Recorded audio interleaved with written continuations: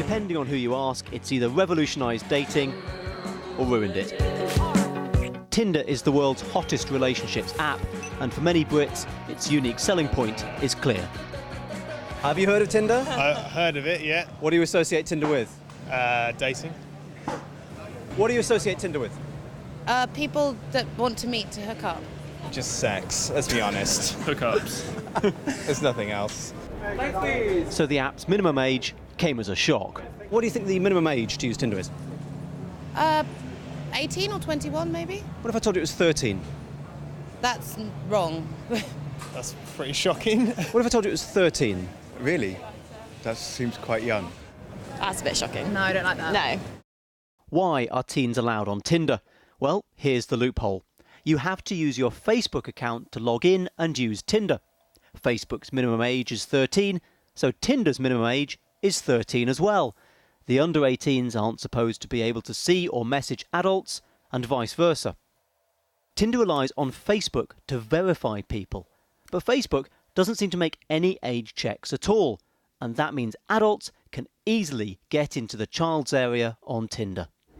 It's taken me just a few minutes to set up a Facebook account posing as a 13-year-old. At no stage does anyone seem to have checked my age. I can now use that Facebook account to log into Tinder and then chat with thousands of teenagers, none of whom have any idea that the person they're talking to is well over 18 years old. The app works by showing you pictures of other users. Swipe right to say you like them, left to reject. If a person you liked also swipes right on you, you're both notified of a match and you can start chatting. Even though the profile we set up was for a 13-year-old, some of the people we've spoken to have turned the conversations very sexual very quickly. We've been immediately asked to send nude photographs, asked to meet up explicitly for the purposes of sex. These are not the kind of conversations you would necessarily want your 13-year-old daughter to be having online with a total stranger.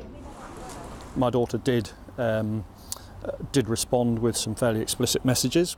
Dave had no idea his 16-year-old daughter was using Tinder. When he found out what she was saying to a boy who claimed to be 17, he was deeply worried. We've disguised his identity to protect his daughter. She had been asked to send photographs of herself to this lad, naked photographs. To have questions like that put to someone who is just 16 was wholly inappropriate as far as I was concerned. The person communicating could quite literally be anybody. And as far as I'm concerned, Tinder should be on the top shelf, out of reach. It's impossible to know how many other examples like Dave's there are, but his concerns are echoed by child protection experts. Well, obviously it's extremely worrying. The particular problem with dating sites like Tinder is that the environment on which they're on tends to be quite highly sexualised, and there's a lot of innuendo, a lot of sexually suggestive chat, a lot of semi-nude pictures, for example, and it's really not appropriate for children and adults to be meeting and talking to each other on a platform like that. Tinder told us, our terms of service prohibit misconduct. Users that violate our terms of use are deleted from Tinder. Like most companies rooted in social media, we think it's important for parents to speak with their children about safe and age-appropriate online behaviour. Facebook said, accounts found to be using a fake name will be removed as soon as they're reported to us. We fight hard against online child exploitation and quickly remove related profiles and malicious content as a priority when it breaks our rules. Tinder's tender 3-year existence has been a Silicon Valley dream. Its current billion-dollar-plus valuation puts it in the so-called unicorn club of internet startups. But there are signs the love affair is hitting a stormy patch. Last week, Vanity Fair accused Tinder of bringing about a dating apocalypse. Tinder responded with a tirade of widely mocked, angry tweets, and since then, its chief executive has stepped down. Reducing attraction to a left-right swipe may be a satisfying technological leap, but dealing with child safety is a bit more complicated.